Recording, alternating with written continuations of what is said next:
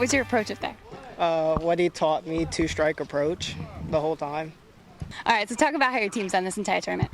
We've done really good, 4-0. Compared to last tournament, we picked up the hitting a lot. Pitching's been doing good, full game, so that's good. Well, we're 4-0.